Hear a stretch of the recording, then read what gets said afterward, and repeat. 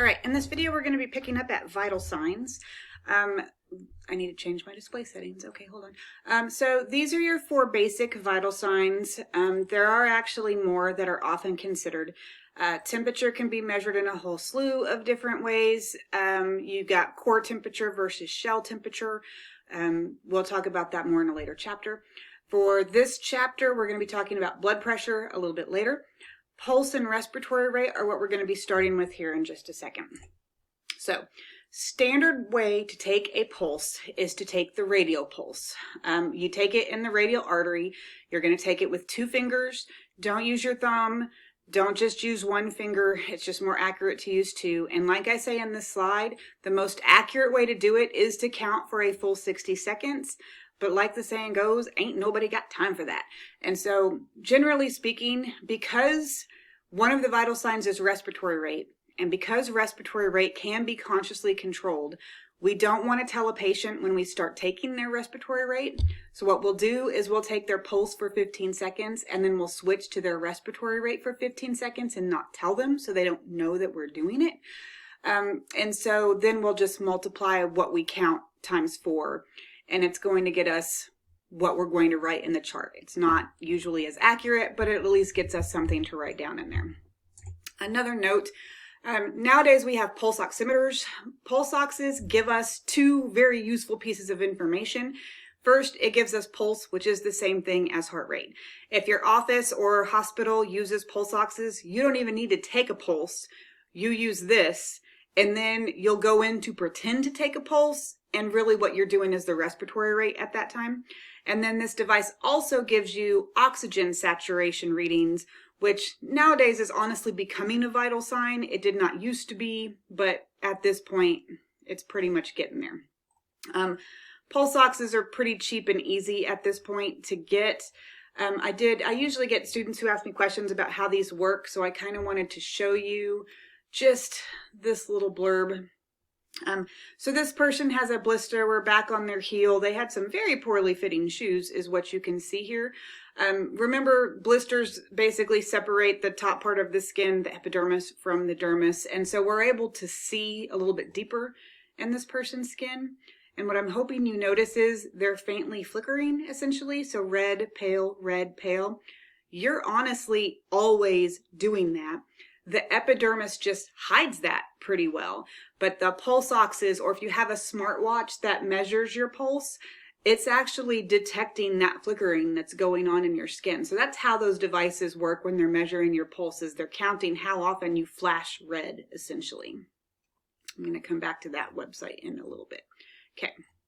Now, I've got a little activity or exercise in your notes for you guys to practice pulse. It's one of those things that you do have to practice several times to make sure you get good at it. Practice on yourself. If you do have a smartwatch that will take your pulse, or you have a pulse ox, go ahead and you do your measurements and then verify them with the smartwatch, which really those aren't as accurate, but a pulse ox is usually pretty accurate. So compare it with that. Also, just as an aside, pulse oxes, you can buy those online fairly cheap, and they can be fairly useful to have around the house, especially if you have somebody in your house who has asthma or COPD or something, or heck, even in this time of COVID. One of the symptoms of COVID is something that they call happy hypoxia, where the person seems like they're going okay, but their oxygen saturation is actually plummeting. Pulse oxes can detect that, and so if you can afford $20 for a pulse ox, you can get them for less than that, and so you can help verify your pulse readings with a pulse ox fairly cheaply. The second half of the exercise is to actually exercise for 2 minutes and then measure pulse. That will show you several things. 1, pulse goes up when you exercise.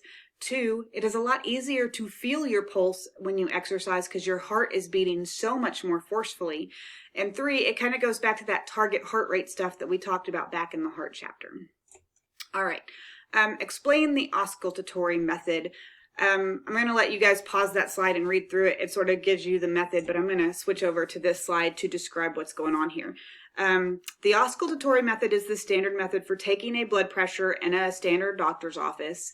If you go into an ER or a hospital, they're probably going to hook you up to machines and it's going to take your blood pressure. But this is still the tried and true standard way for a blood pressure reading. You need two things to do the oscillatory method. You need a sphygmomanometer, which is the fancy word for a blood pressure cuff, and I don't know why, but sphygmomanometer happens to be one of my favorite words. You also need a stethoscope. Basic anatomy of the stethoscope. The end parts that you're going to be using will very often have something called a diaphragm, which is the flatter, bigger around part, and then it's got a bell on the other side. You're going to use the diaphragm. All right, the blood pressure cuffs, the sphygmos. They come in different sizes. You need to make sure you're using the right size. So they've got peds cuffs, they've got standard adult sizes, we've got larger sizes for people who are obese. Make sure you're using the right size for the right person. You're not going to get as accurate a measurement if you're using the wrong sizes. Generally speaking, you are not going to hold the bulb like this. You're going to invert it, and that's going to allow the screw, which is all important here, be righty-tighty, lefty-loosey. So when you hold this the correct way, you're going to have the bulb in your hand, and then with your thumb and your forefinger, you're going to turn the screw in the clockwise righty direction so that you close the screw. And then you're going to inflate the bulb, and then that's going to blow air into the sphygmomanometer or the blood pressure cuff, essentially, like I said up here, creating a tourniquet. That's going to stop blood flow. So when you have your stethoscope in place over the radial artery, you are not going to hear anything because you have stopped blood flow with the blood pressure cuff. Then, here's the fun part. You have to make sure you did not overly tighten your screw because your non-dominant hand is holding your stethoscope in place. Your dominant hand has control of the bulb and the screw. So if you over-tightened your screw, you kind of screwed yourself here. And so you've got to, pun, sorry. Okay, so you have to be able to loosen the screw with just your thumb and forefinger. And so you need to loosen it very slightly, just a tiny little bit, to slowly start to let the air out of the blood pressure cuff. And as you're letting the air out, you're going to be listening for what are known as Cardiogenic sounds. That is the sound of blood starting to sort of spurt past the blood pressure cuff. When you first hear the sound, and it sounds remarkably like a pulse, that gives you the top number or systolic pressure in a blood pressure reading. Then, when you stop hearing sounds, that gives you the lower or diastolic pressure in a blood pressure reading. So, common mistakes that I see students make. Don't twist or fold or scrunch up the sphygmomanometer as you are putting it on the patient. Don't overly tighten the screw because, again, you have to be able to unscrew it with your thumb and forefinger. Don't unscrew it so much as you're letting the air out that you let the air out so fast that you miss all of the readings. And make sure you pay attention to where you place the diaphragm. It has to be over the brachial artery. If it's not, you're never going to hear any sounds. And so just make sure you're positioning everything correctly. All of that, like, you have to be ambidextrous, you have to be hearing things, you got to know what's going on. That takes a lot of practice. How do I want to say this? It is one of those things that you're going to practice in lab this week. I don't know how many people you get to practice blood pressure readings on, but it needs to be a lot. I don't think I got really good at blood pressures until I had done it on at least 10 people, probably more like 20 to 30 people. You need to make sure you're doing the same thing. Now, I know that in medicine, there's this saying, see one, do one, teach one. That's BS when it comes to blood pressure. You're not going to see it and then magically be able to do it. You have to practice it over and over and over again. Now, trying to teach it to another person may be able to help you. So by all means, try to teach a person and help them out with it, but you're not going to be able to be like just a master at it after attempting it one time. And so make sure you're practicing over and over and over again. I know when you get to nursing school, I've had the nurses, the nursing students come around the office and they're practicing and they have to get like 20 different blood pressure readings from different people. And so the nursing schools know you have to practice a lot. So make sure you do that.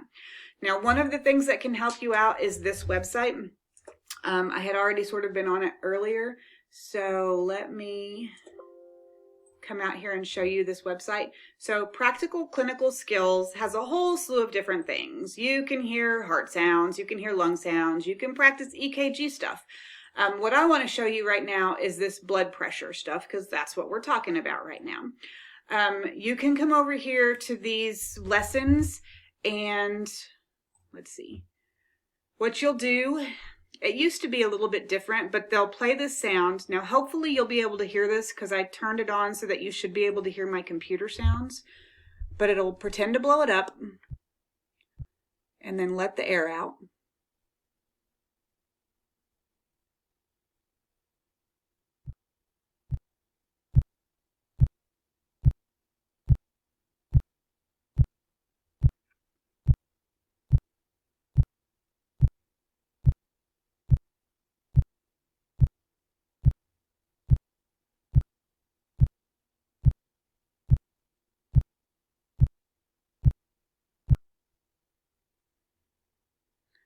All right, and then what you do after you hear it go through is you'll type in the numbers that you think. If you're right, it'll tell you you're right. If you're wrong, it'll tell you you're wrong.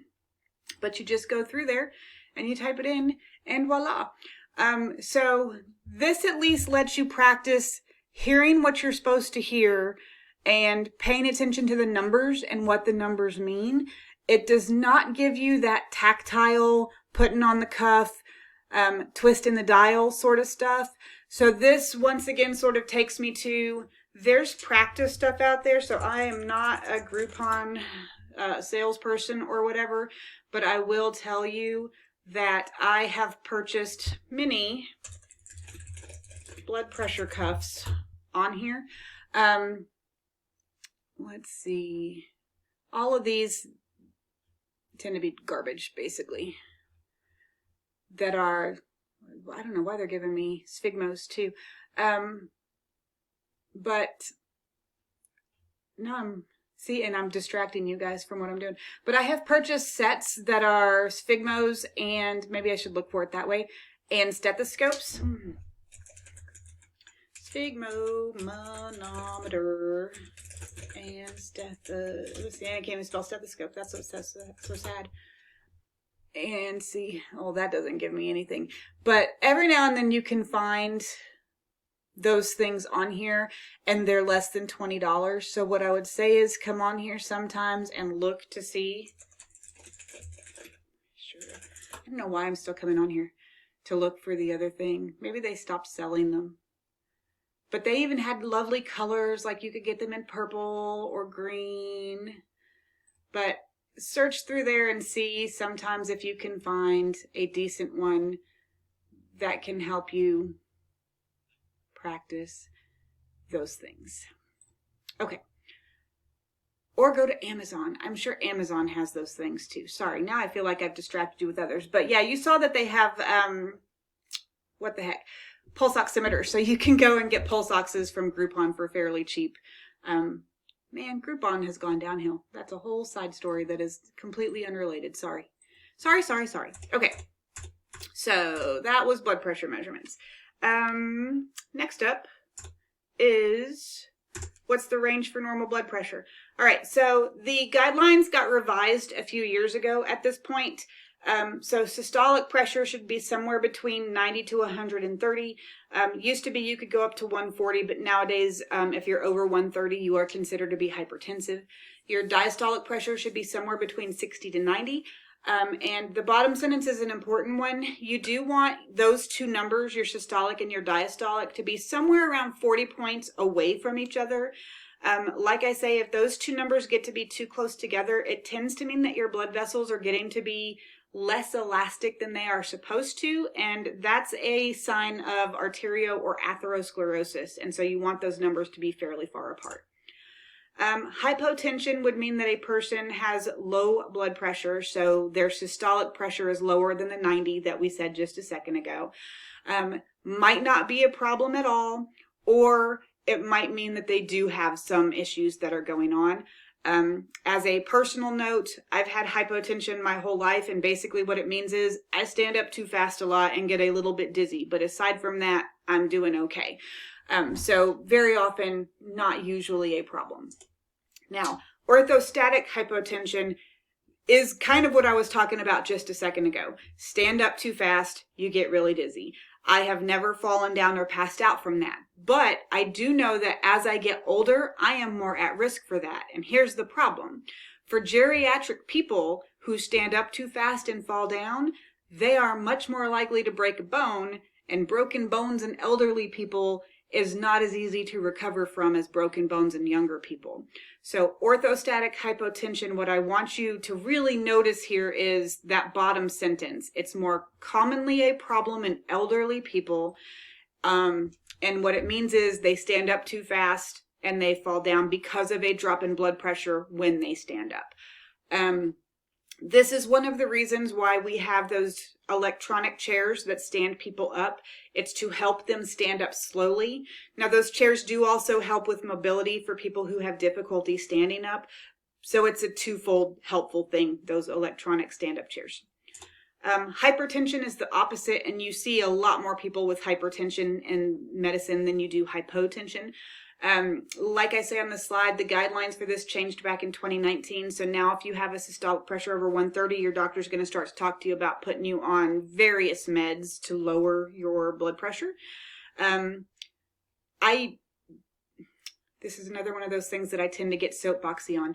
You can improve your blood pressure through diet and exercise, and diet and exercise has wonderful side effects, while the meds that they put you on can have some risky side effects. And so if you can do it through diet and exercise, do it through diet and exercise, but a lot of patients aren't going to do it that way. So meds, they're some of the most prescribed meds out there. All right, the meds and how the meds work. Diuretics we have talked about before. Remember that diuretics make you lose excess water. That's going to drop your blood volume, which is going to drop your blood pressure. Beta blockers, they block epinephrine. Now remember, epinephrine increases your heart rate and tends to increase vasoconstriction as well. So that's going to, because you're blocking it, that's going to reduce your blood pressure. Calcium channel blockers. So calcium, remember that plays a role in muscle contraction. That applies to smooth muscle as well. So that's going to promote vasodilation instead of vasoconstriction. So that's going to relax your smooth muscle. That's going to lower your blood pressure. Then I've got this slide up here because it's something that we have talked about a couple of times before. So the last two things both relate to a particular pathway. Whenever you start to get dehydrated, remember that your kidneys produce renin. I don't know that I like yellow for this. Hold on, let me switch colors. Let's go to purple. Okay, so your kidneys produce renin. We talked about that. Well, renin gets converted to angiotensin 1. Angiotensin 1, through the help of the ACE enzyme, gets converted into angiotensin 2. Angiotensin 2 is then going to help you release ADH and release aldosterone. Where's that? There it is. Release aldosterone. Okay, so these last two block a different step in this pathway. So the ACE inhibitors prevent this enzyme, which means you do not convert angiotensin 1 to angiotensin 2. If you don't make angiotensin 2, you won't release ADH and aldosterone, so you won't get that rise in blood pressure that those two hormones would have caused. So that's how those drop blood pressure.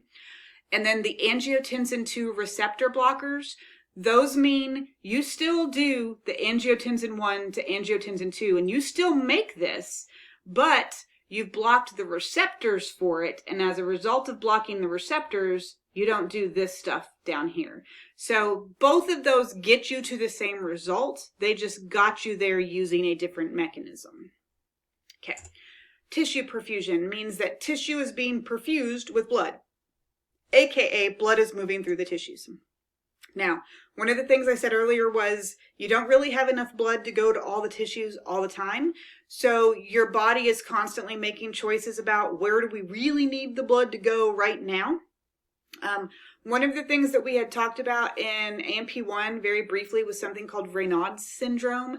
It's a problem with the autonomic nervous system where they vasoconstrict some vessels, usually in the fingers and toes. Here in this case, though, this person has vasoconstricted the vessels in their tongue, so they are not perfusing their tongue. The reason that it is crazy pale in this picture is because we do not have tissue perfusion in their tongue right now. We need it to have tissue perfusion, and so we're going to need that to pink back up and be nice and happy and healthy. So tissue perfusion changes moment to moment depending on the needs of those tissues. If it does not meet the needs of the tissue, tissue is going to die. Vasomotion, I actually have a little video for that. Let me come and show you that. Remember, vaso means vessel, so these are the different movements that blood vessels will do to make sure that blood's going wherever the blood needs to go. Let's dismiss you. Now, I'm hoping that by showing you some of these videos, YouTube does not block this later on. Was I supposed to? Oh, skip to 40 seconds. Sorry, this is why I have notes in my stuff to tell me what's going on. Okay, so we've got blood vessels all through here. Right now, you can see we've got blood moving through pretty much all of them. Hopefully, you notice blood just stopped right there. And now we're going really fast through this one and this one. Now we're going faster through this one. This is vasomotion. Vasomotion means that we can control when blood goes through one vessel versus another. This is partially a precapillary sphincter thing. It is very much a vasoconstriction, vasodilation thing. So this is vasomotion. This is one of those things where a video is worth 1,000 words. All right. Now come back to my nice little slide from a second ago. Diffusion we defined in earlier chapters, so I'm going to blow past that. Explain how materials are exchanged between capillaries and interstitial fluid. Well, mainly through diffusion. So that's why that's number 1. This is the picture from your textbook that hits all the other ways that we can move things. So notice diffusion, number 1. Now remember, there's different types of capillaries in different places. Sometimes what we're going to have is clefts, which are little spaces between cells. In that case, remember that cells block water-soluble things. So when we have spaces between cells, water-soluble stuff can move through there. Fenestrations or sinuses, those are also gaps, but big gaps between cells. So that's how we're going to move even larger substances between cells. And then vesicles, remember those are the bubbles in cells, those little packaging bubbles. And so that's how we can move things through a cell. So instead of going between a cell or through a cell, we're going to package it up and move it within a cell, but keep it in a bubble the whole time it's moving, essentially. Okay. After that, we got circulatory shock. So circulatory shock is shock. So if you've ever heard, hey, that person's in shock, this is what we're talking about. Although there is also an emotional shock, but that's a whole separate thing. So shock in this case means blood pressure is so low that this person's about to die. Now, like I say in that top sentence, remember there have been 3 different chapters that we have talked about in relation to the circulatory system. Blood, heart, blood vessels. There's 3 different types of circulatory shock, and they are for those same 3 things. There's a circulatory shock related to blood, there's one related to the heart, and there's one related to the blood vessels. We're going to start with the one related to blood. If you don't have enough blood, your blood pressure is going to be crazy low. That is called hypovolemic shock. So this is a blood loss thing, or you are so dehydrated that your blood volume is super low. Hypovolemic shock, that's also like a heat stroke thing. So if a person is suffering from heat stroke in Texas in the summertime, that's a type of hypovolemic shock, although there's also a temperature thing that does come into play there.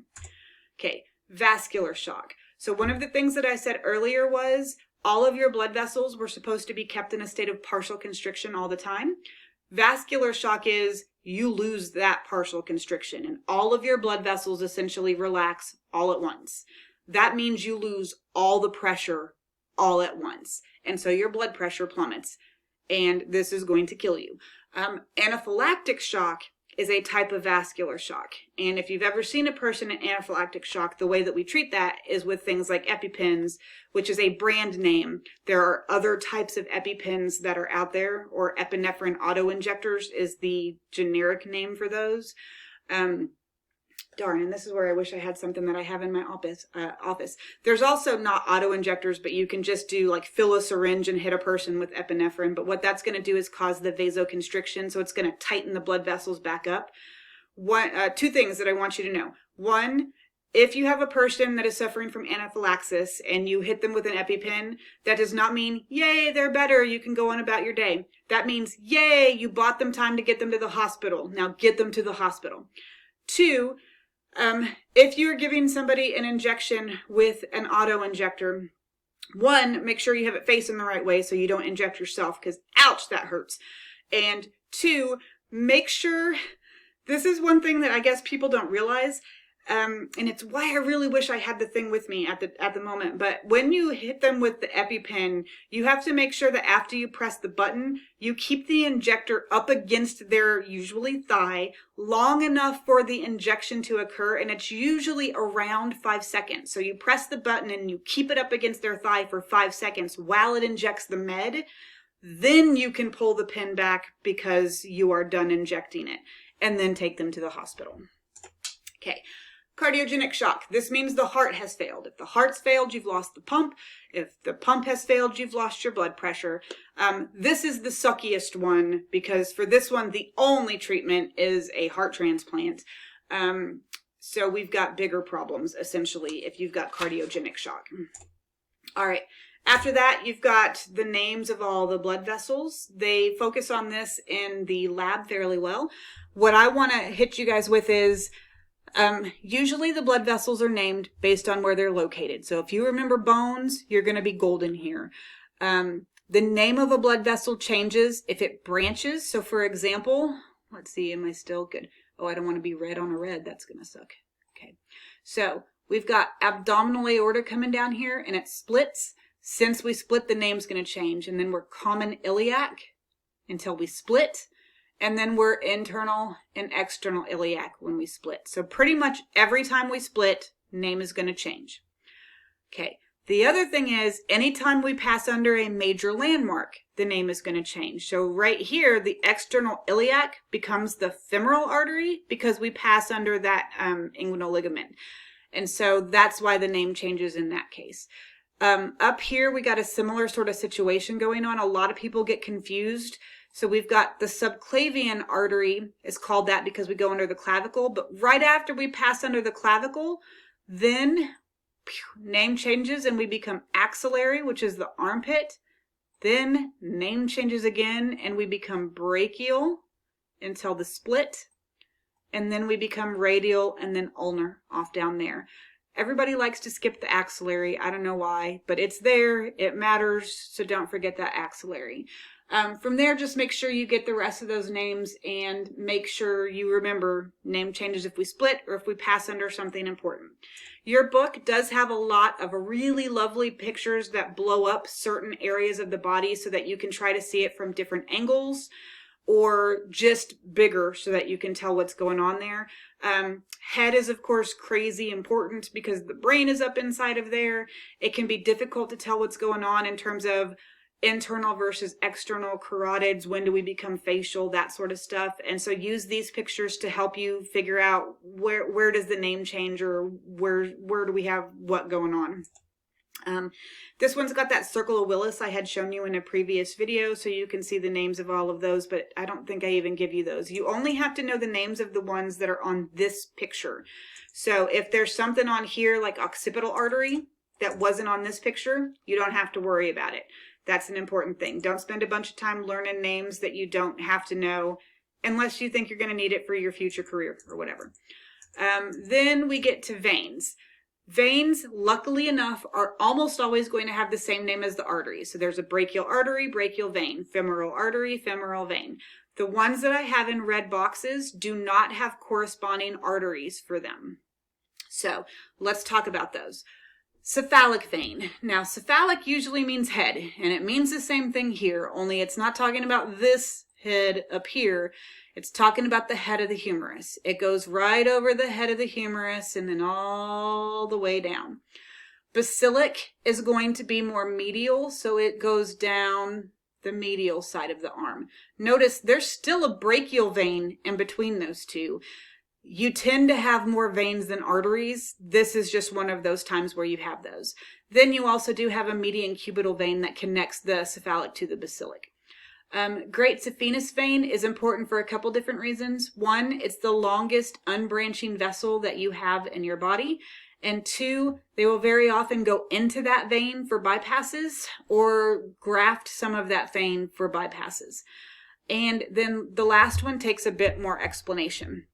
And I'm going to come to this picture to show you that.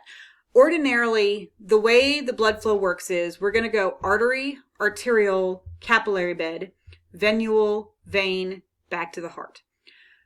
We need it to go that way because we're already going to have crazy low pressure by the time we get to the veins. Things work different in the digestive system. When we get to the digestive system, we're going to be going artery, arterial, the capillary bed for the intestines, the venule, which is actually going to be a hepatic portal vein that's going to take us to another capillary bed in the liver. So we have a capillary bed connected to a hepatic portal vein to another capillary bed. This almost never happens where we have two capillary beds in sequence connected by a venule, which is actually called the hepatic portal vein. So that's why that one's unique. The hepatic portal vein connects two capillary beds together. Those two capillary beds are going to be really important for helping us process the nutrients that we absorb from the foods that we eat. That concludes chapter 19. Hopefully you will get a lot of help with the blood vessels on models in the lab and then practice those vital signs. Good luck.